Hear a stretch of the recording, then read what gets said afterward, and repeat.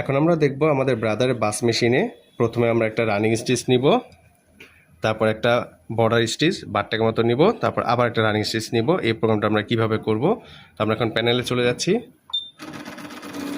আমি যেখান থেকে প্রোগ্রামটা শুরু করব সেখানে প্রথমে কার্সারটাকে মুভ করে নিয়ে আসব। এখানে এনে আমি এন্টার দিলাম। আমার এখানে লাইনটা সিলেক্ট করা আছে স্ট্রেট লাইন। প্রথমে আমি একটা স্ট্রেট লাইন নিলাম, এখানে ডাবল এন্টার দিয়ে স্ট্রেট লাইন শেষ করব। তারপর এখান থেকে আমি একটা জিগজ্যাগ স্টিচ নিব, এখান থেকে একটা জিগজ্যাগ স্টিচ নিব, এন্টার প্রেস করলাম।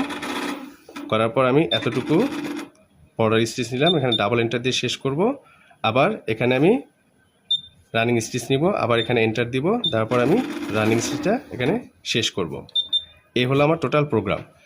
এই প্রোগ্রামে একটা প্রবলেম আছে, সেটা হলো আমি যখন জুম করব, জুম করে আমি দেখতে পারবো যখন আমার রানিং স্টিচ শেষ হচ্ছে এটা আমার একটা আউটলাইন তৈরি হচ্ছে। আউটলাইন হওয়ার পর এখানে কিন্তু আমার একটা ফিড পড়ে যাচ্ছে, তার মানে আমার প্রোগ্রামটা শুরু হয়ে এখানে এসে ট্রিমিং হয়ে যাবে। হওয়ার পর আবার এখানে যাবে, এখান থেকে সুইং শুরু হয়ে আবার সামনের মাথায় গিয়ে আবার ট্রিমিং হয়ে যাবে। একটা প্রোগ্রামের ভিতর আমার দুইবার ট্রিমিং হয়ে যাচ্ছে। এই প্রবলেমটা সলভ করার জন্য আমরা এখন এটাকে কানেকশন টাইপটা চেঞ্জ করতে হবে। আমরা এটা জুম আউট করে নিলাম। এখন আমি আসবো এডিট আউটলাইনে। এডিট আউটলাইনে আসলাম, আসার পর আমি চেঞ্জ কানেকশন টাইপ এটা সিলেক্ট করে নিব। এখন দেখেন এখানে দেওয়া আছে ফিড।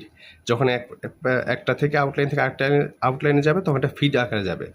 আমি পুরোটা প্রোগ্রাম সিলেক্ট করে নিলাম, উপরে আপ কি টাইম চাপ দিয়ে ধরে রাখলে পুরোটা প্রোগ্রাম সিলেক্ট হবে। এখানে এসে আমি ফিডের জায়গায় এটা আমি স্টিচ দিয়ে দিব, দিয়ে আমি এন্টার দিলেই এখন দেখেন এখানে আমার আর ফিড নেই, একটা স্টিচ হয়ে গেছে। এইভাবে আমরা একটা প্রোগ্রাম তৈরি করতে পারি। চালায় দেখেন। Thank you.